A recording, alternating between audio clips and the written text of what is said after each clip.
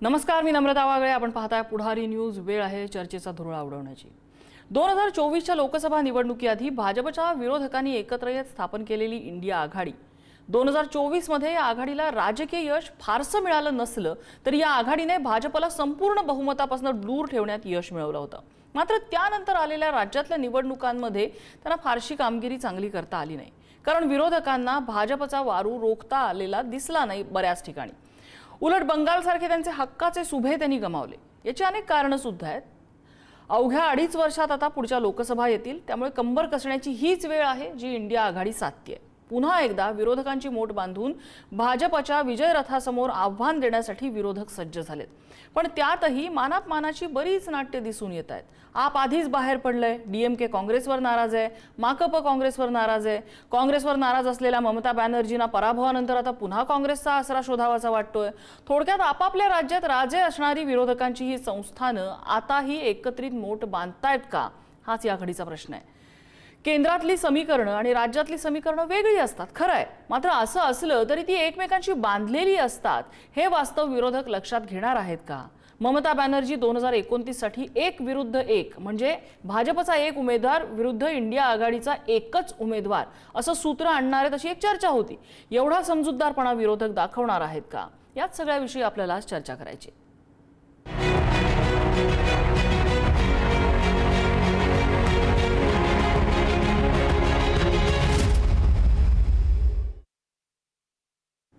आणि याच संदर्भातल्या चर्चेत आपल्यासोबत सहभागी होत आहेत काँग्रेसचे प्रवक्ते हनुमंत पवार, आपल्यासोबत आपचे प्रवक्ते मुकुंद किर्दत आहेत, आपल्यासोबत शिवसेना उद्धव ठाकरे पक्षाचे प्रवक्ते ॲडव्होकेट जयेश वाणी आहेत आणि आपल्यासोबत पुढारीच्या मल्टीमीडिया संपादक मृणालिनी नानवडेकर आहेत. मी सुरुवातीला हनुमंत पवार यांच्याकडे जाईन. हनुमंत पवारजी, काही वेळापूर्वीच खरगेजींची पत्रकार परिषद झाली. त्यात त्यांनी सांगितलं नीटच्या विरोधात आम्हाला लढायचंय, SIRच्या विरोधात ते न्यायालयामध्ये दाद मागणार आहेत, पत्र देणार आहेत कोर्टाला, बेरोजगारीच्या विरोधात लढायचंय, त्यांना मतचोरीच्या विरोधात लढायचंय. सगळे मुद्दे मान्य आहेत. सगळ्या मुद्द्यांवर विरोधक वारंवार भांडतही आलेले आहेत, अनेक फ्रंटवर त्यांना यश आलेलं आहे. हे सगळं ठीक आहे, पण या मुद्द्यांवर लढताना तुम्हाला एक राजकीय यश, सत्तेत येण्यासाठी राजकीय यश सुद्धा अपेक्षित असतं. विरोधकांना ते फारसं मिळताना दिसत नाहीये. इंडिया आघाडी ज्यावेळेला ही मोठ बांधतेय त्यावेळेला राजकीय यशाच्या दृष्टीने काय विचार करते, त्या दृष्टीने अजेंडा काय आहे? नम्रताजी, 2 गोष्टी आहेत. एक आहे या देशासमोर केंद्र सरकारच्या चुकीच्या धोरणामुळे ज्या गोष्टी काही वाढवून ठेवलेल्या आहेत त्याला तीव्र विरोध करणे, जनतेमध्ये ते घेऊन जाणे आणि केंद्र सरकारला त्या गोष्टीमध्ये सुधारणा करण्यासाठी भाग पाडणे, हे विरोधक म्हणून आमचं काम आहे. आणि दुसरं काम अर्थातच निवडणुकांमध्ये यश मिळवण्यासाठीच राजकीय पक्ष असतात, सत्ता हस्तगत करण्यासाठीच राजकीय पक्ष निवडणुका लढत असतो किंवा त्याचे कार्यकर्ते सक्रिय असतात. या 2 आघाड्यांमध्ये पहिल्या आघाडीवर जनतेच्या प्रश्नावर सगळ्या पक्षांची एक मूठ बांधण्याचा प्रयत्न, सगळ्या पक्षांची म्हणजे भाजपाच्या सोबत जे आहेत आणि भाजपा वगळून इतर पक्षांची मोठ बांधण्याची मोठी कामगिरी काँग्रेस पक्षानं 2019 ते 24 मध्येही केली आणि 24 पासून आता पुढेही ती चालू आहे. तुम्ही आता सांगितल्याप्रमाणे SIRच्या मुद्द्यावर विरोधी पक्ष आक्रमक आहेत, काँग्रेस पक्ष त्याचं नेतृत्व करतोय. नीटच्या मुद्द्यावर विद्यार्थ्यांच्या प्रश्नावर काँग्रेस पक्ष आक्रमक आहे, इंडिया आघाडीला त्या प्रश्नावर बोलण्यासाठी काँग्रेस पक्ष भाग पाडतोय. त्याचसोबत देशभरामध्ये जे आर्थिक संकट येऊ घातलेलं आहे आणि देशभरामध्ये बेरोजगारीचा प्रश्न ज्या प्रमाणात तीव्रतेमध्ये आलेला आहे, या सगळ्यांवर इंडिया आघाडीची एक चांगली मोठ काँग्रेस पक्ष बांधू इच्छित आहे आणि तसा प्रयत्न आहे. निवडणुकांच्या यशाबद्दल बोला तर इंडिया आघाडीनं सलग 10 वर्ष सर्वात जास्त बहुमतानं सत्तेत असलेल्या भाजपाला 2024च्या निवडणुकांमध्ये 63 जागा कमी केल्या. मोठं यश होतं इंडिया आघाडीला. आणखी यशापर्यंत जाणे आम्ही अपेक्षित होतं, आम्ही कमी पडलो. त्या झालेल्या चुका टाळून येत्या लोकसभा निवडणुकीमध्ये केंद्र सरकारला, नरेंद्र मोदी सरकारला, अमित शहा यांच्या सरकारला केंद्रीय संस्थांवरच्या गैरवापरापासून ते शेतकऱ्यांच्या, विद्यार्थ्यांच्या मुद्द्यांपर्यंत आम्ही जनतेमध्ये घेऊन जातोय, उघडं पाडतोय आणि त्यासाठीची इंडिया आघाडीची एक मोठ काँग्रेस पक्ष बांधू पाहत आहे. लोकशाहीसाठी हे आवश्यक आहे, ते आम्ही करतोय. बर, पण जयेश वाणीजी, ही मोठ बांधली जाणार का, ह्याच्यावरती प्रश्न का उपस्थित होत आहेत? कारण आता मी सुरुवातीलाच 2-3 गोष्टी ज्या सांगितल्या ते आम आदमी पक्ष यातून आधीच बाहेर पडलेला आहे. त्याची कारणं केजरीवालांनी यापूर्वी दिलेली आहेत. डीएमके आता नाराज आहे कारण काँग्रेसने इतक्या वर्षाची त्यांची मैत्री डीएमके सोबतची केवळ सत्तेत जाण्यासाठी, टीव्हीके सोबत सत्तेत जाण्यासाठी तोडली. त्याच्यावरनं डीएमकेची उघड नाराजी आणि आता सुद्धा त्यांच्या प्रतिक्रिया समोर आलेल्या आहेत. दुसरीकडे माकपने केरळच्या आता इलेक्शनमध्ये काँग्रेसने जी काही टीका केली त्याच्यावरनं माकप नाराज आहे. इंडिया आघाडीमध्ये थोडक्यात दिसताना प्रॉब्लेम कसा दिसतोय, राष्ट्रीय राजकारण इंडिया आघाडीचं वेगळं आहे आणि रिजनल राजकारण, त्यांचं राज्यामधलं राजकारण, जिथे यामधले जे घटक राजकीय पक्ष आहेत ते वेगळे आहेत, तिथे ते एकमेकांसमोर पण उभे ठाकतायत. ही तारेवरची कसरत कशी करायची, हा बॅलन्स कसं करायचा, वायडर पिक्चरवरती राज्यात सुद्धा हे विरोधक एकत्र आले तर चित्र बेटर असेल असं नाही का? सध्या सगळे एकत्र आहेत हे तर आपण बघतायत. जे व्हिज्युअल आपल्याकडे चालू आहे त्याच्यामध्ये आपल्याला दिसत आहे की आमचे पक्षप्रमुख सन्माननीय उद्धव साहेब हे व्हिडिओ कॉन्फरन्सिंगद्वारे या बैठकीला सामील झाले होते. काँग्रेसचे प्रमुख नेते सन्माननीय राहुलजी गांधी तिथे आपल्याला दिसत आहेत. सुप्रियाताई सुळे राष्ट्रवादी काँग्रेस शरदचंद्र पवार गटाच्या त्याही आपल्याला तिथे दिसत आहेत. त्यामुळे राज्यामध्ये ऑलवेल आहेत याविषयी काही शंका नाही. मला एक प्रश्न पडलाय, आपण म्हटलात की माकप, डीएमके आणि दिल्लीचा जो आप पक्ष आहे, पंजाबमध्ये त्यांची सत्ता आहे, हे पक्ष इथून बाहेर पडलेत. आपण बघितलं असेल की वेगवेगळ्या निवडणुकांमध्ये हे पक्ष एकमेकांच्या विरोधात लढले होते कारण की तिथली स्थानिक तशी गरज होती. मुंबई महापालिकेच्या निवडणुकांमध्ये आपण बघितलं असेल की काँग्रेस आणि आम्ही वेगवेगळं लढलो होतो.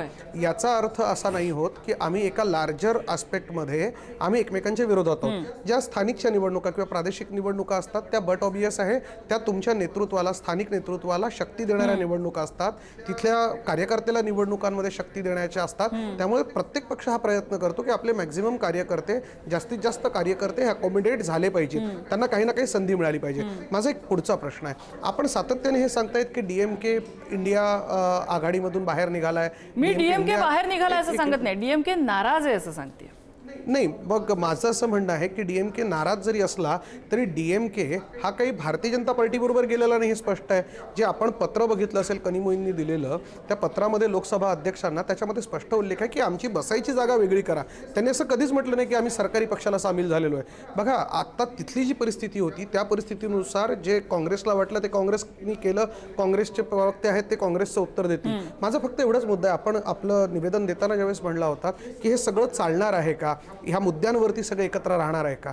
मला आपण बोलत असताना रामधारी सिंह दिनकरांची एक ओळ आठवली की समर शेष है नहीं पाप का भागी केवल व्याध. तुम्ही म्हणलात ना की निवडणुकांच्या फायनल आउटकम पर्यंत हे जाणार आहे की नाही. समर शेष है नहीं पाप का भागी केवल व्याध, जो तटस्थ है सबय लिखेगा उनके भी अपराध. आम्ही तटस्थ राहण्यापेक्षा आम्ही सगळे मिळून जर एकसंध लढा देणार असू, आम्ही एका उद्देशासाठी जर एकत्र येणार असू तर त्यात वाईट काहीच नाहीये. आणि मुळात आपण तर ह्याच्यावरती सुद्धा कधीतरी आपण एक चर्चा घेतली पाहिजे की भारतीय जनता पार्टीने त्यांचे गेल्या 50 वर्षातले कुठले मित्र टिकवलेत, कुठल्या मित्रांबरोबर त्यांनी इमानदारी ठेवली, याच्यावरती कधीतरी प्रश्नचिन्ह उपस्थित झाले पाहिजेत. इंडिया आघाडी ऑलवेल आहे, महाराष्ट्रामध्ये ऑलवेल आहे, केंद्रातही ऑलवेल आहे. आणि माझा आणि हनुमंत पवारांचं खूप चांगलं मैत्री आहे, सख्य आहे, राजकारणा पलीकडची आहे, ती तशीच कायम राहील. आम्ही दोघेही मराठवाड्यातून येतो, काय काळजी करू नका तुम्ही मॅडम. काळजी मला करायची नाहीये. माझा फक्त कन्सर्न एवढा आहे की माझ्या देशामध्ये एक ताकदवान विरोधी पक्ष असला पाहिजे, कारण सत्ताधाऱ्यांचा वारू जो मोकाट सुटला तर देशाच्या हिताची कामं झाली पाहिजेत. त्याच्यासाठी आम्ही एवढं कळकळीने विरोधकांच्या बाजूने चर्चा घेतोय. मला किरदार सरांकडे पण यायचंय. किरदारजी, आम आदमी पक्ष एका ठराविक काळापूर्वी इंडिया आघाडीमधनं बाहेर पडला, म्हणजे आजही त्यांचं, तुमच्या प्रवक्त्यांची, दिल्लीतल्या प्रवक्त्यांची आहे की आम्ही इंडिया आघाडीचे पार्ट नाही, आम्ही काय आजच्या बैठकीला जाणार नाहीये. आजचं दिल्लीतलं चित्र बघता इंडिया आघाडीमधनं ज्या कारणासाठी तुम्ही बाहेर पडला होता त्याच्यापेक्षा वेगळं चित्र काही दिसतंय का, आणि तुमची कारणं काय आहेत पुन्हा एकदा ही जी एकत्रित मोठ बांधली जाते त्याच्यामध्ये न जाण्याची? मुख्य हे 2024च्या इलेक्शन नंतरच क्लिअर झालं होतं. ते 2024ची जी इलेक्शन आहे ती मुळातच एका पद्धतीचं मोदी सरकारची जी हुकुमशाही आहे त्याला कुठेतरी काउंटर करण्यासाठी, आणि ज्या पद्धतीने ईडी, सीबीआय वगैरेचा जो वापर होत होता विरोधकांचं एखादी मुस्तडदाबी होते आणि त्याचबरोबर या सगळ्याच्यामध्ये जे आर्थिक प्रश्न किंवा इतर प्रश्न हाताळण्यातलं मोदी सरकारचं अपयश हे पुढे आणण्याच्या निमित्ताने देशभरामध्येही इंडिया आघाडीची स्थापना झाली. आता प्रत्यक्षात काय झालं की त्याच्यानंतरच्या ज्या विधानसभा निवडणुका झाल्या त्याच्यामध्ये बहुतेक सर्व राज्यांमध्ये आपापल्या छोट्या मोठ्या पक्षांनी आपापली इलेक्शन लढवली आणि या पार्श्वभूमीवरती दिल्लीमधली पण आम्ही निवडणूक लढवली, येणाऱ्या काळामध्ये पंजाबची पण निवडणूक आहे. त्यामुळे या सगळ्या निवडणुकीच्या संदर्भात वेगवेगळ्या पक्षांचं धोरण असं आहे की त्यांचा पक्ष त्यांना वाढवायचा, त्या दृष्टीने त्यांची स्ट्रॅटेजी आहे. त्याचाच एक भाग म्हणून आम आदमी पार्टी ही या इंडिया आघाडीचा आज तरी पार्ट नाही आहे. इंडिया आघाडी ही निश्चितपणे लोकसभेसाठी झालेली होती. त्यामुळे म्हणजे तुम्ही एवढं गणित क्लिअर ठेवलेलं आहे की उद्या लोकसभेला 2029 ला जर तुम्हाला हाक दिली तर तुम्ही जाल त्यांच्यासोबत. त्याला आपण इंडिया आघाडीचं नाव द्यायचं आहे का ती विरोधकांची मोठ आहे हा वेगवेगळा प्रश्न आहे. मुळात प्रश्न काय आहे की ज्या पद्धतीचं आर्थिक धोरणावरती अपयश आता सुद्धा जे सरकारचं दिसतंय मोदी सरकारचं, तेव्हा काल परवा आपण पाहिलं की युवकांचा जो मोठ्या प्रमाणाचा प्रश्न आहे, आक्रोश आहे, ती या पद्धतीचे कुठलेही सत्ताधारी जे आहेत ते त्यांना न्याय देत नाही किंवा बेरोजगारीचा प्रश्न प्रचंड आहे. या सगळ्या पार्श्वभूमीवरती हे दिसताना असं दिसतंय की ही लढाई लढली जाईल एकत्रपणे आणि निश्चितपणे मोदी सरकारचा पराभव अपेक्षित आहे. हे अरविंद केजरीवालांनी पण म्हटलं होतं की 1 वर्षाच्या काळामध्ये मोदींच्या सत्तेला शह बसू शकतो. अगदी राजकारण कुणाला कुठले दिवस कधी दाखवेल याचा काहीच भरोसा नसतो, कारण त्या सगळ्या चाव्या जनतेच्या हातात असतात. आपण लोकशाहीमध्ये जगतोय. मी मृणाल मॅमकडे येते. मृणालिनी मॅम, आता इंडिया आघाडी जनतेचे प्रश्न उचलते, नो डाऊट. त्यांनी जे सगळे प्रश्न सांगितलेले आहेत जनतेचे प्रश्न आहेत, कॉमन मॅनचे प्रश्न आहेत, आज सगळ्यांच्या समोर उभे असलेले जे प्रश्न आहेत ते. मग इंडिया आघाडीची एकत्रित बांधली गेलेली मोठ आज तिच्यामध्ये ताकद का दिसत नाही? कारण बंगालमध्ये यातले घटक पक्ष एकमेकांविरोधात असतात, दक्षिणेकडे यांचे घटक पक्ष एकमेकांविरोधात असतात. आता आपनी किरदात यांनी उल्लेख केलेला होता, दिल्लीमध्ये आम्ही एकमेकांविरोधात लढणार आहोत, पंजाबमध्ये आम्ही एकमेकांविरोधात लढणार आहोत. ही कुठेतरी राज्यामध्ये असलेलं हे डिसइंटिग्रेशन ही ताकद कमी करते इंडिया आघाडीची? निश्चितच भारताच्या राजकारणात काँग्रेसचा जो महिमा होता तो ज्या काळानंतर कुठेतरी प्रश्नांकित झाला आणि वेगवेगळे पक्ष उदयाला येत राहिले, त्यातली एक मुख्य जागा भारतीय जनता पक्षाने घेतली आणि बाकी प्रादेशिक पक्षांनी घेतली. हे प्रादेशिक पक्ष आणि काँग्रेस जे आजही एक अतिशय महत्वाचा आणि सर्वात मोठा विरोधी पक्ष आहे, ते त्या राज्यात परस्परांच्या विरोधात उभे राहिले. त्यामुळे म्हणूनच इंडिया आघाडीचं ऐक्य हे कितपत प्रत्यक्षात येऊ शकतं ही शक्यता अत्यंत स्वाभाविकपणे कोणाच्याही मनात येऊ शकते. खरं तर एखाद्या राजवटीला जेव्हा तिसरी टर्म मिळते तेव्हा नागरिकांच्या अपेक्षा कुठेतरी पूर्ण होत नाहीये, म्हणून बहुमत घसरतंय वगैरे हे सगळं स्पष्ट असतं. पण पर्याय उभा करावा लागतो. तो भारतासारख्या देशात तर निश्चितच उभा करावा लागतो. तो का करू शकला नाही तर मला थोडंसं मागे जायला आवडेल. या लोकसभा निवडणुकांच्या आधी आपल्या मुंबईतच राहुल गांधी यांच्या पुढाकारांनी जेव्हा भाजपेतर सर्व पक्ष एकत्र आले होते तेव्हा समोर असलेला ध्वनिक्षेपक ममता बॅनर्जी यांनी बाजूला करून टाकला होता आणि मला तुमच्या बरोबर यायचं नाही म्हणत त्या उठून गेल्या होत्या. ममता बॅनर्जी या अत्यंत महत्वाच्या नेत्या आहेत. त्यांनी 15 वर्ष एक हाती अंमल गाजवला पश्चिम बंगालवर. आज तिथलं त्यांचं साम्राज्य धुळीला मिळाल्यानंतर त्यांना ऐक्याची भाषा समजते आहे आणि म्हणून त्या सोनिया गांधींना अत्यंत प्रेमाने मिठी मारतायत.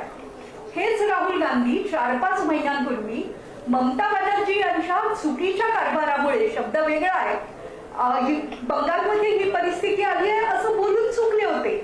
अर्थात तरीही या सगळ्यांनी एकत्र येणं हे स्वागतार्ह आहे. लोकशाही पर्याय उभा राहावा लागतोच. पण महाराष्ट्रात जिथे विधान परिषदांच्या निवडणुकातही सगळे पक्ष एकत्र येऊन पर्याय उभा करू शकत नाही, तेव्हा हे इंडियाचं ऐक्य टिकेल का असा प्रश्न स्वाभाविकपणे मनात येतो. हे सगळं सुरू असताना तृणमूल काँग्रेसचे खासदार फुटून भारतीय जनता पक्षात सामील होत आहेत, महाशक्तीकडे जात आहेत. त्याच्या मागे दबाव असतो, ईडी असतो वगैरे आपल्याला सगळं मान्य आहे. पण पक्ष फुटतायत ना. संजय राऊतांसारखा एखादा माणूसच असतो की जो कोणत्याही संकटाला न घाबरता तुरुंगातही जातो. पण पक्ष जर फुटत असतील तर इंडिया आघाडीचं ऐक्य खरंच अबाधित राहील का? ते राहो, जनतेचे प्रश्न त्यांच्या मनात येवो, पण या ज्या ऐक्याच्या भाषा असतात त्या केवळ परिषदांमध्ये बोलून चालत नाही, तर जनतेत जाऊन काम करावं लागतं. आज उद्धवजी तिथे पोहोचले नाहीत कारण त्यांच्या घरात कार्य आहे असं भाई जयंत पाटील शेकापचे नेते यांनी आताच सांगितलं.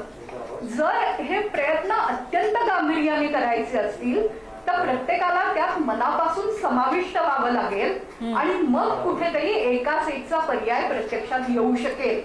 इंडिया आघाडीतून काही पक्ष मायनस होत आहेत, ते द्रमुकसारखे पक्ष आहेत, हेही लक्षात घेतलं तरच पुढची वाटचाल होऊ शकेल.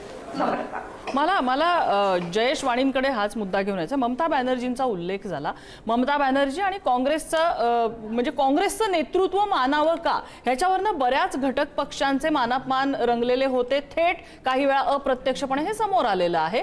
त्याच ममता बॅनर्जी आता बंगालमध्ये त्यांचा पराभव झालाय, त्यांचा पक्ष फुटीच्या उंबरठ्यावर आहे आणि अशा वेळेला ते दिल्लीत धाव घेत आहेत, सोनिया गांधींची गळाभेट घेत आहेत. एक इंडिया आघाडीतल्या घटक पक्षांना मानावंच लागेल की या सगळ्या पक्षांमध्ये काँग्रेस हा सर्वात मोठा राष्ट्रीय पक्ष आहे.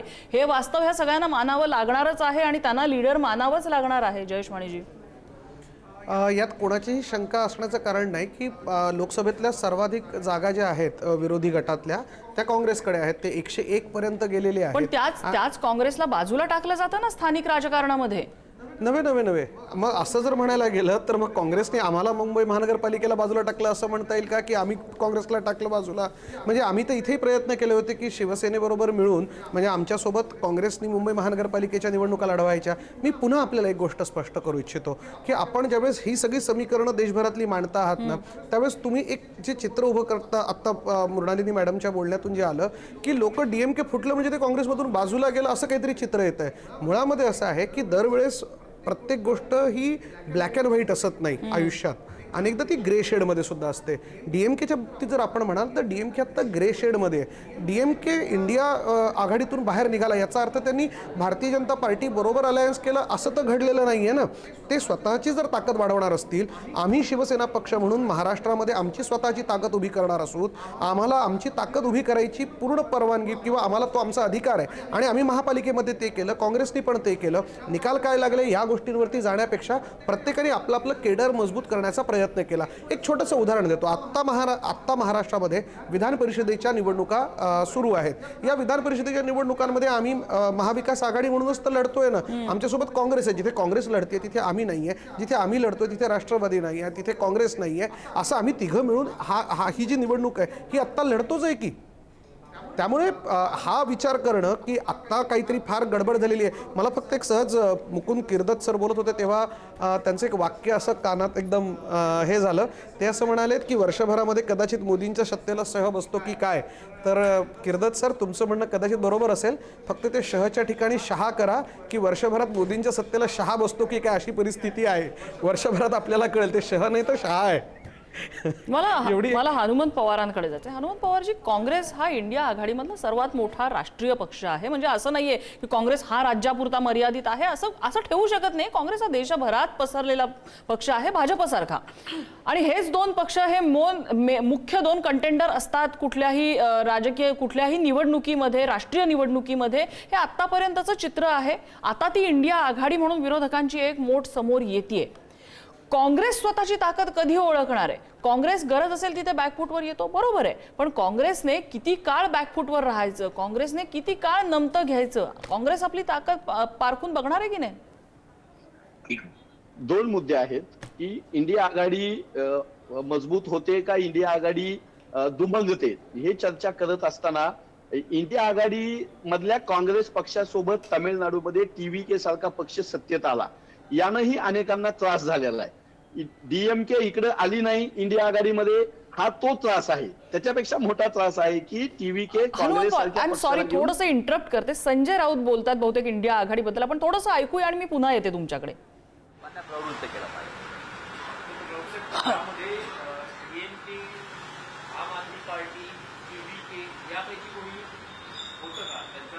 TVK अद्याप अधिकृतपणे इंडिया ब्लॉकचा सदस्य झालेला नाही.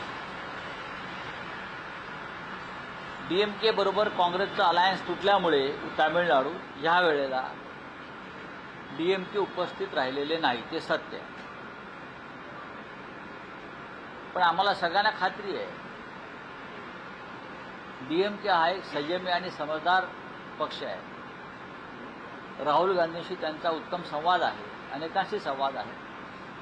भविष्यामध्ये आम्ही त्यांना पुन्हा अशा प्रकारच्या बैठकांना आमंत्रित करू. तेव्हा आम आदमी पार्टीचं एक वेगळं राजकारण असतं, ते त्यांच्या पद्धतीनं करत असतात. पाहू भविष्यात काय होतं.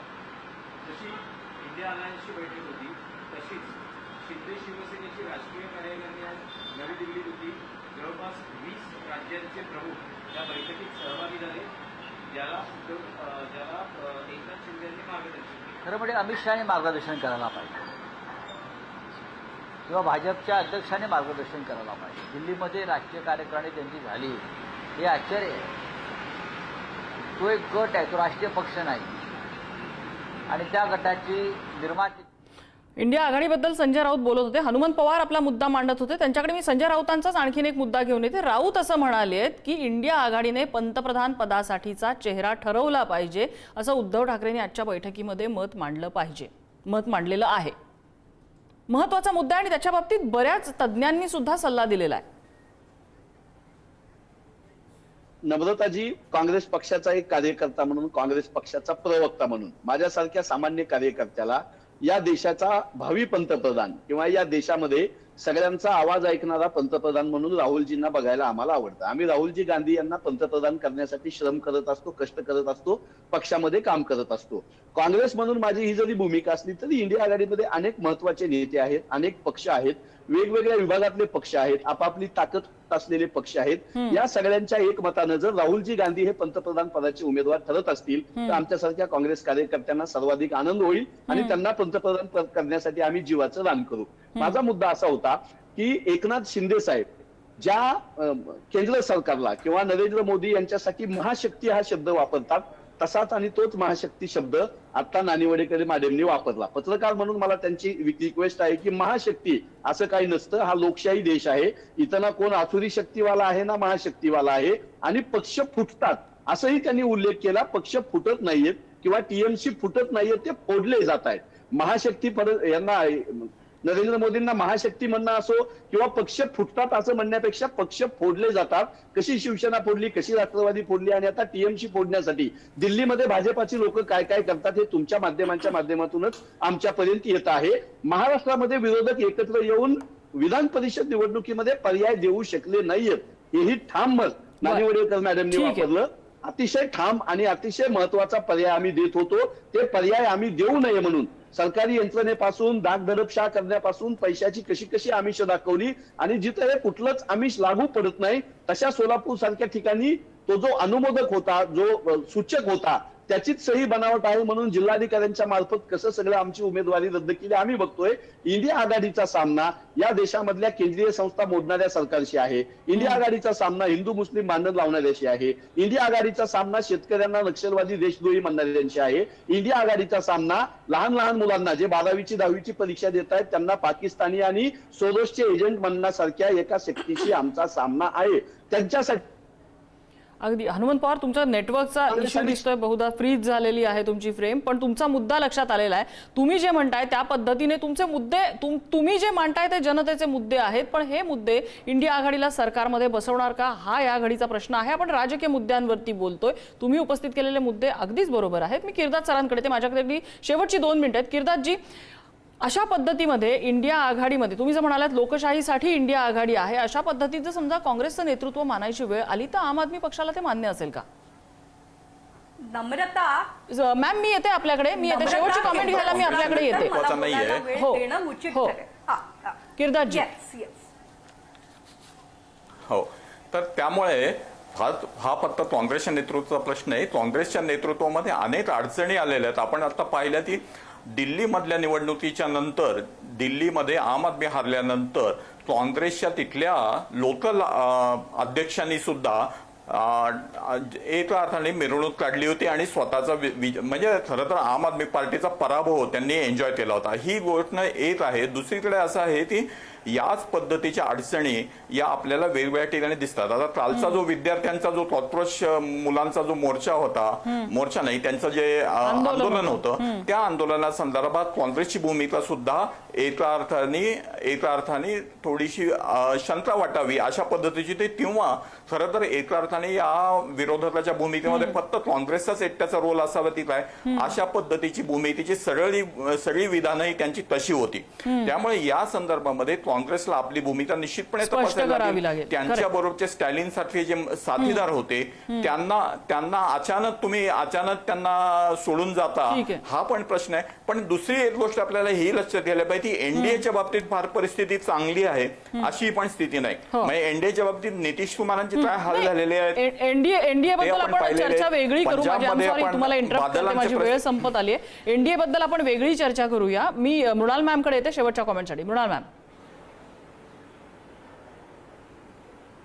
एकतर जयेशवाणी, आपण हे लक्षात घ्या की डीएमके आणि भारतीय जनता पक्ष यांच्यात इतके वैचारिक मतभेद आहेत की ते एकत्र येतील असं ना मी म्हणतेय ना नम्रता म्हणतेय.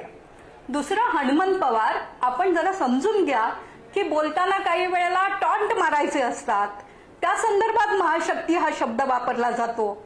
आणि आपल्याला जर राहुल गांधी यांना पंतप्रधान करायचं आहे, शुभेच्छा आहेत, ते 100 पर्यंत पोहोचले आहेत, त्यांच्या मेहनतीबद्दल आदर आहे. तसं करायचं असेल तर पत्रकारांच्या भावनांचा सन्मान राखायला तुम्ही शिकायला हवं.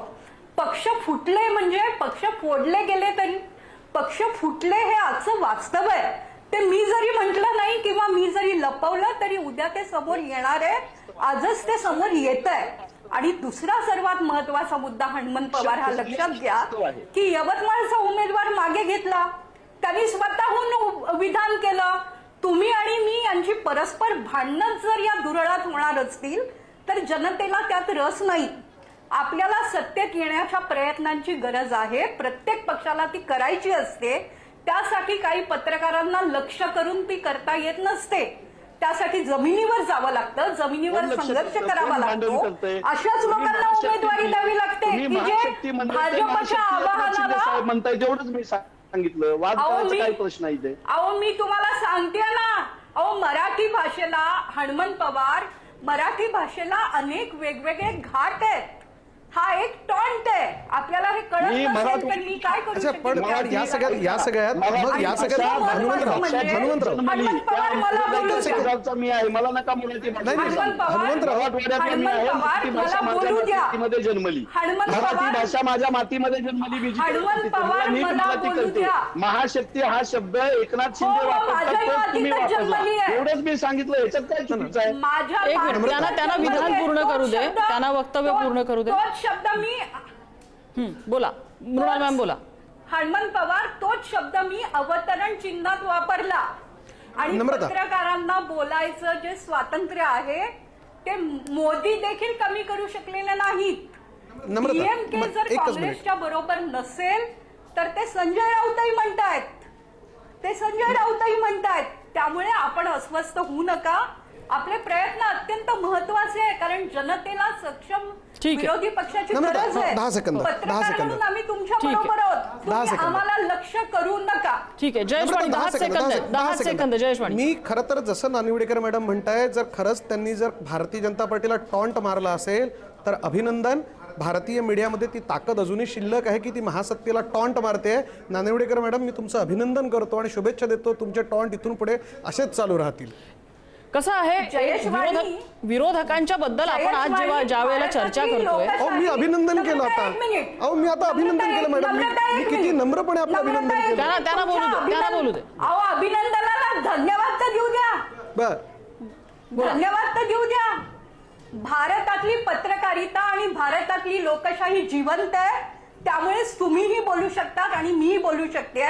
आणि या लोकशाहीवर नियंत्रण आणण्याचं सामर्थ्य ना इंदिरा गांधींमध्ये होता ना भविष्यात कोणात असेल. अहो, घ्या ना आता नाही, मोदी माझी साहेबांचं नाव वेळ घ्या संपत इथेतरी. आलेली आहे. आपल्याला इथेतरी मोदी वेळेची साहेबांचं बंधनं नाव घ्या. आहेत. एक गोष्ट नक्की आहे की विरोधक आज मोठ बांधण्याचा प्रयत्न करतायत. त्याला ताकद मिळाली पाहिजे.